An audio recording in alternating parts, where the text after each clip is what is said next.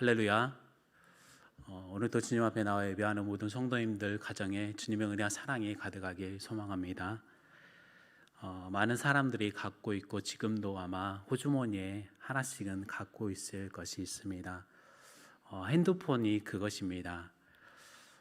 그런데 요즘에 대부분에서 핸드폰에서는 SNS를 사람들이 사용하고 있습니다. SNS가 무엇인가요?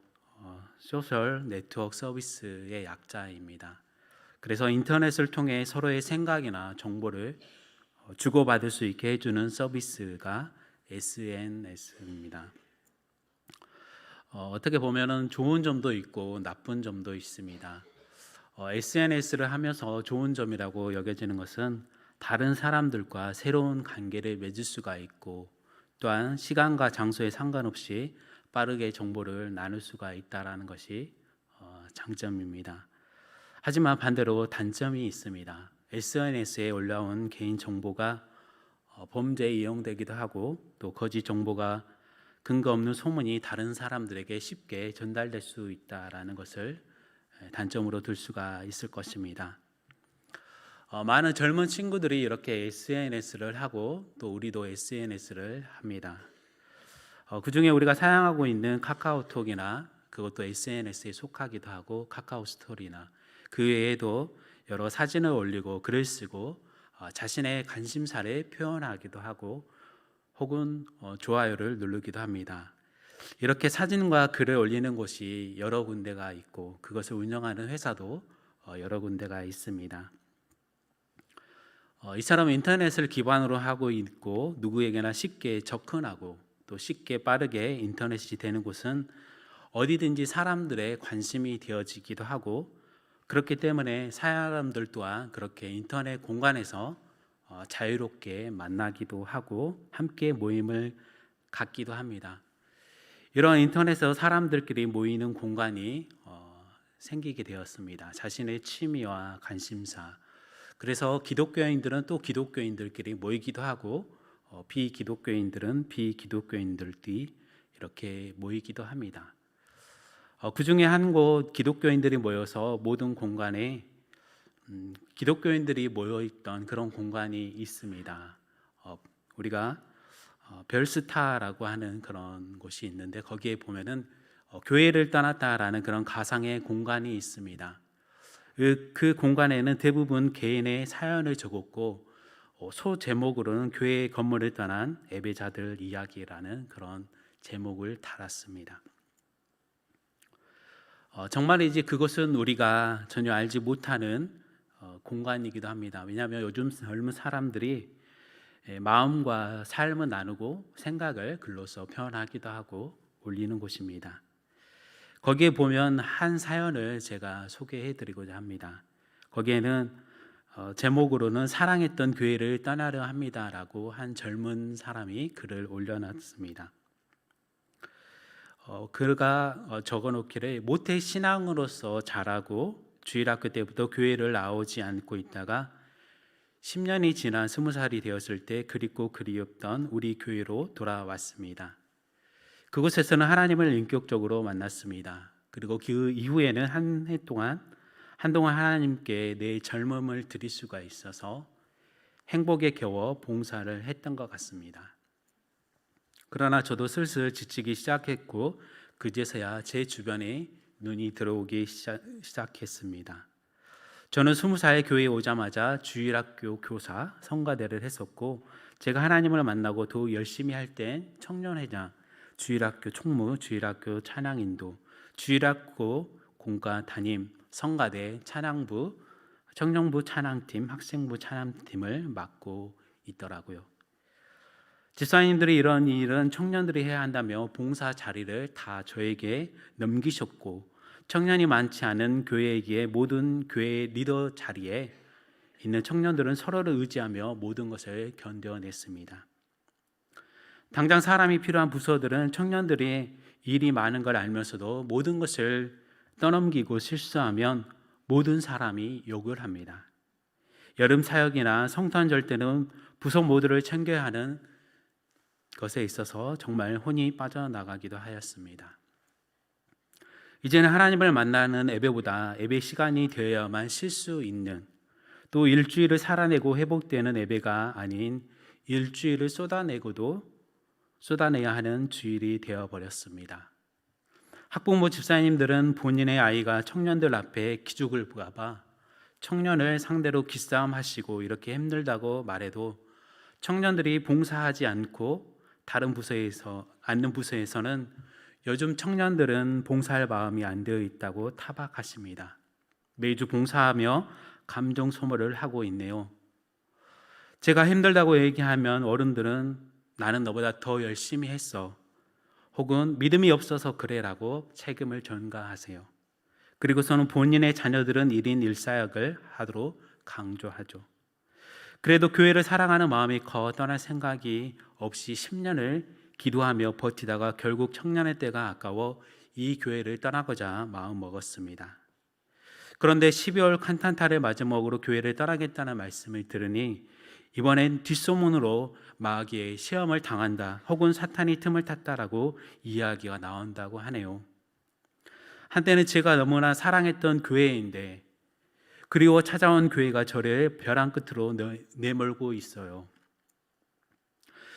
지금은 결국 내가 이렇게 떠나는구나 하는 마음에 매우 슬퍼하고 애통한 마음이 가득합니다. 엄교간 교회에서 모든 것이 회복되어지고 다시금 하나님 앞에 봉사자로 저를 드릴 수 있도록 기도해 주세요라는 그런 긴 내용의 글을 올렸습니다.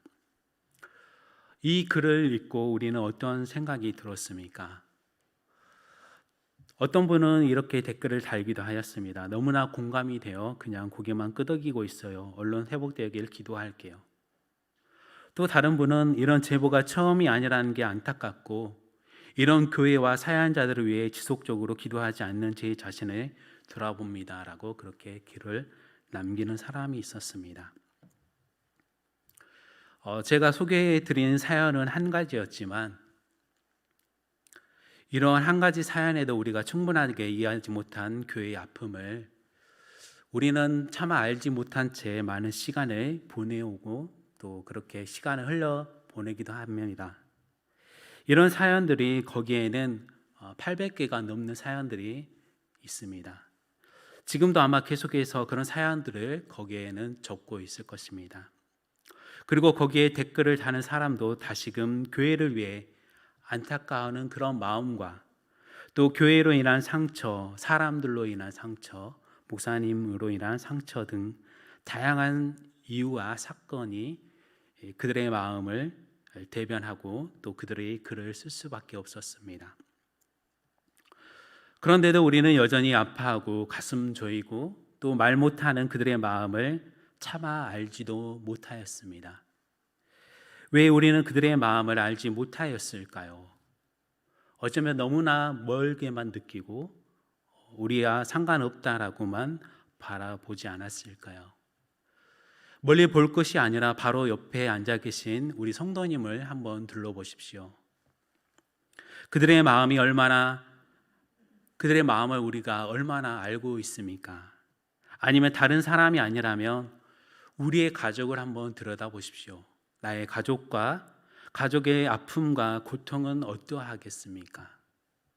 우리의 가족이 아니라면 나는 어떠합니까? 내가 알지 못하였던 상처들, 내가 알지 못하였던 믿음의 모습들, 우리가 알지 못하였던 나의 성격과 알지 못하였던 말과 행동들은 우리를 모두 지쳐가게 할 때가 있습니다. 어쩌면 이것은 우리의 모든 신앙의 면에서도 그러할 것입니다. 복음을 우리는 많은 시간을 통해서 들어왔습니다. 수세기가 흘렀지만 여전히 알지 못하거나 이해하기 힘들었던 복음들, 또 이해하기 힘든 주님의 마음이 있습니다. 거기에는 나의 생각과 경험에서 어긋난 것들, 받아들이기 어려운 것들이 있습니다. 그때마다 우리가 믿음 없음에 대해서 잠시 주저하거나 쉽게 포기하기도 합니다. 그리고 멀리 우리는 그곳에서부터 떠나려고만 하고 있습니다. 그럴 때 우리는 어떻게 해야 하겠습니까?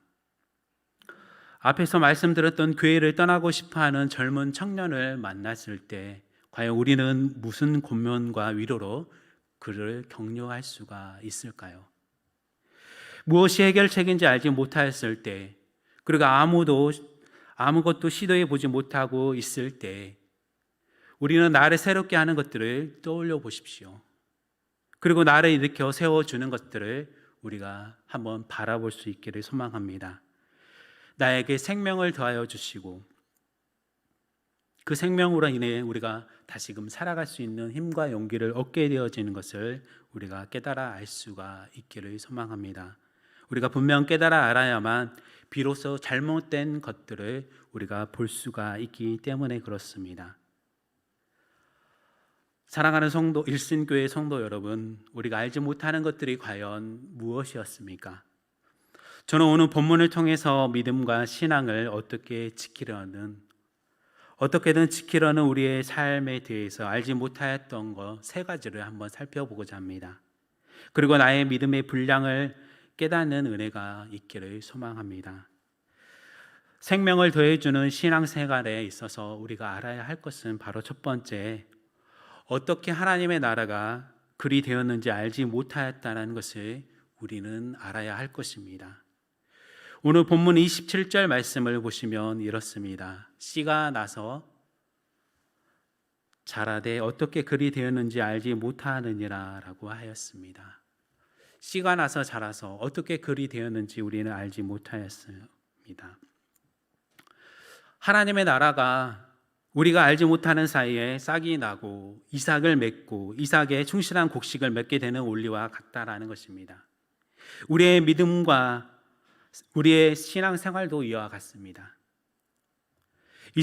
이슬비 옷이 젖는다는 말이 있습니다. 작지만 천천히 나도 모르는 사이에 옷이 비에 젖게 되어지는 것입니다. 이처럼 우리의 신앙도 믿음도 하나님의 나라의 확장도 이렇게 되어져 갈 것입니다. 그런데 메시아를 기다리는 많은 사람들, 지금 당장 하나님의 나라가 이 땅에 임하고 심판이 임하기를 원하고 있었습니다. 왜 그들은 그렇게 성급하게 판단할 수밖에 없었을까요? 그들 나름대로 이유가 있습니다. 당시 로마로 인해서 많은 사람들은 고통과 슬픔으로 인해서 유대인들뿐만 아니라 복음을 사모하는 모든 자에게는 아픔이 있었습니다. 억압으로부터 고통받는 자에게 이 모든 상황이 빨리 뒤엎어지고 이 땅에 하나님의 나라가 임하여지기에 그들 또한 원하고 있었습니다. 그들의 이유도 어쩌면 합당합니다. 하지만 예수님의 궁극적으로 자라나는 씨의 비유는 우리에게 무엇을 말씀해 주고 있습니까? 하나님의 역사는 지금도 계속해서 역사하고 계심을 우리에게 알려주는 것입니다. 비록 내가 고통당하고 있다 하지만 여전히 나의 삶 안에서 역사하고 계신 분이 있습니다. 여전히 나의 삶을 일으켜 주시고 계신 분이 계십니다. 앞으로도 나의 삶을 위해서 계속해서 일하실 분은 하나님이심을 굳게 믿고 의지하라라고 말씀하는 것입니다. 씨를 뿌리자마자 비바람이 몰려왔을 때 우리는 그 씨를 파헤치며 뽑지 않습니다. 싹이 났을 때도 마찬가지입니다. 열매를 맺자마자 뽑지도 않습니다. 그 이유가 간단하지 않습니까? 아직 추수 때가 아니기 때문에 그렇습니다. 그 추수 때를 누가 알 수가 있습니까? 오직 여호와 하나님만이 아십니다. 그렇기 때문에 지금 나의 삶과 신앙생활과 믿음을 지켜가는 데 마음을 다하게 원하셨던 것입니다. 하나님 아버지의 마음과 뜻을 알지 못하였기 때문에 어떻게 그리 되었는가라고 그렇게 말할 수 있을 것입니다. 그렇기 때문에 어떻게 그리 되었는가라고 말하기 전에 우리는 전도서 12장 1절의 말씀처럼 나는 아무 낙이 없다고 할 해가 가깝기 전에 너의 창조주를 기억하라라는 말씀을 한번 다시 떠올려 보십시오. 하나님과 그의 뜻을 먼저 알아야 우리의 아픔과 문제를 바라볼 수가 있습니다. 하나님의 뜻을 먼저 바라봐야 합니다. 우리의 창조주를 먼저 기억함으로 인해서 우리가 낙심되고 좌절해질 때 우리의 창조주를 기억함으로 우리에게 다시금 생명을 주신 분임을 우리가 알 수가 있게 되어집니다. 그분으로서 인해서 우리가 다시 일어날 소망을 얻게 되어지는 것입니다. 또한 생명을 더해주는 신앙생활에 있어서 알아야 할 것은 두 번째는 깃들일 만큼 되었지만 알지 못하였다는 것 또한 우리가 깨달아야 합니다. 본문 32절 말씀을 보면 심긴 후에 자라서 모든 풀보다 커지면 큰 가지를 내나니 공중의 새들이 그 그늘에 깃들일 만큼 되느니라 라고 말씀하였습니다. 겨자씨는 31절 말씀처럼 땅의 모든 씨보다 더 작다라고 하였습니다. 유대인들은 이 작은 씨로부터 사람이 쉴 만한 그늘을 제공할 수 있는 커다란 식물이 자라나는 것을, 가지를 낸다라는 것을 알고 있었습니다. 교회의 성장도, 우리의 성장도 이러합니다. 한 생명 한 생명을 중요하게 여김으로 인해서 그 공동체는 더 건강하게 성장할 수가 있습니다. 그래야 누군가의 삶에 쉼을 안겨주는 공동체로 자리 잡아갈 수가 있게 되어집니다. 안타깝게도 소론에서 소개했던 청년의 교회와 그가 처해 있는 환경은 이런 쉴만한 공간을 내줄 수 있는 것이 아니었나 봅니다. 그렇게 상처와 얼룩만이 남게 되었고, 그렇다면 예수님께서 우리에게 이 비유를 통해 알려주고 싶은 것은 과연 무엇입니까? 그것은 바로 잃어버렸던 사명을 우리에게 다시 한번 더 깨우쳐 주는 것입니다. 그 이유가 그 깃들일 만큼 성장하게 된다라는 것입니다. 누구나가 와서 쉼을 얻을 수 있는 곳, 그것이 어느 곳입니까? 구약 성경에서는 살인자도 피할 수 있도록 도피성을 만들어 주었습니다. 그렇다면 신약 성경에서 그곳은 어디일까요? 그것은 바로 교회입니다. 교회 공동체가 바로 깃들일 만큼 되어야 한다라는 것입니다. 생명을 더해주는 공동체는 한 영혼을 위해서도 그렇게 해야 한다라는 것입니다. 일산에 어느 교회가 있습니다. 그곳에는 유난히 청년들이 많이 모인다고 하였고 젊은이들이 가득한다고 합니다. 그 이유가 무척이나 궁금했는데 그런 교회를 다니는 사람이 이런 말을 하는 것을 들었습니다. 시골에 계신 부모님께 직접 찾아가서 저희 교회에 자녀를 맡겨주셔서 감사합니다. 저희가 잘 지도하겠습니다. 라고 한다는 것입니다. 어떻습니까? 우리의 시골에 계신 부모님들은 대학을 보내기 위해서 도시로 자녀들을 유학을 보내는 것입니다. 그런데 대학을 보내기 위해 시골에서 부모님은 자녀들을 도시로 보낼 때 어떤 마음으로 보내겠습니까? 그곳에서 신앙생활을 잘할 수 있는 그런 교회를 찾지 않겠습니까? 그런 신앙생활을 잘할 수 있는 교회를 찾아서 자녀들을 맡깁니다. 그런 부모님의 마음을 헤아려서 직접 찾아가서 감사의 인사의 말을 전한다라는 것입니다. 어떠합니까? 이 교회가 깃들일 만큼의 그런 교회가 될 수 있었다고 보여지지 않습니까? 나의 신앙도, 우리의 가정도, 우리의 교회도 바로 이처럼 깃들일 만큼 되어야 함에도 알지 못하고 신앙생활하는 것을 볼 때가 있습니다. 그런 모습에 안타까움이 절로 나올 때가 있습니다. 예수님은 어떠하였을까요? 성전에서 장사하는 사람들을 보면서 안타까움을 느끼셨습니다. 지금 예수님이 행하신 기적만을 쫓는 무리들을 보면서 안타까움이 느껴졌습니다. 하나님의 나라도 그렇게 될 것이며 복음의 능력을 믿는 나의 삶도 깃들 만큼 성장할 수 있을 것임을 우리에게 알려주는 것입니다. 생명을 더해주는 신앙생활의 해결책은 깃들일 만큼의 나의 신앙생활이 예수 그리스도 안에서 더욱 성장함으로 나타날 수 있어야 합니다. 그래야만 누군가가 나의 삶의 공간 안에서 쉼을 얻을 수가 있고 우리의 공간 안에서 하나님의 은혜를 체험할 수가 있고 그로 말미암아 새 생명을 얻을 수가 있게 될 것입니다. 생명을 더해주는 신앙 공동체의 해결책 바로 세 번째는 도리어 믿음이 있음에도 알지 못하라는 것을 우리는 깨달아 알아야 합니다. 오늘 본문 40절 말씀을 보시면 제자들에게 이르시되 어찌하여 이렇게 무서워하느냐 너희가 어찌 믿음이 없느냐 하시니라고 말씀하였습니다. 예수님이 정말로 제자들을 책망하신 진짜 이유가 무엇 때문이었습니까? 바로 믿음 때문이었습니다. 믿음은 성경에서 무엇이라고 얘기하고 있습니까? 히브리서 11장 1절 말씀에 믿음은 바라는 것들의 실상이요 보이지 않는 것들의 증거다라고 이야기하고 있습니다. 예수님을 따른 제자들과 무리들에게 바라는 것들, 바탕도 보이지 않는 것들의 증거도 아무것도 없었습니다. 다시 말해 예수님의 많은 이적에 관해서 그들은 확신이 없었습니다. 사실을 인정하지 못하고 있었습니다. 아무리 믿음의 눈으로 바라보아도 그들이 믿지 않게 되어진다면, 그 사실을 인정하지 않게 되어진다면, 예수님 하나님의 아들로 인정하지 않게 되어진다면 더 이상 그들이 기대할 수 있는 것이 무엇이 될 수 있을까요? 어쩌면 예수님도 그들에게 더 이상 기대할 수 없지 않았을까요? 예수님께서 오늘 제자들을 책망하신 것을 보십시오. 제자들은 예수님을 믿지 못함으로 심히 두려워하고 있었습니다.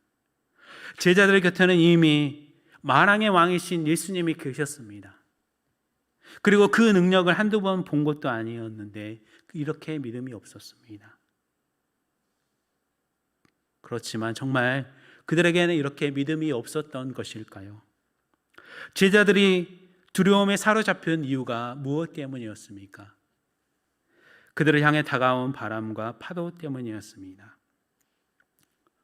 바람과 파도가 때로 나의 상황에서 어려움의 역경으로 다가오는 외부적인 환경일 수가 있고 내부적인 문제일 수도 있을 것입니다.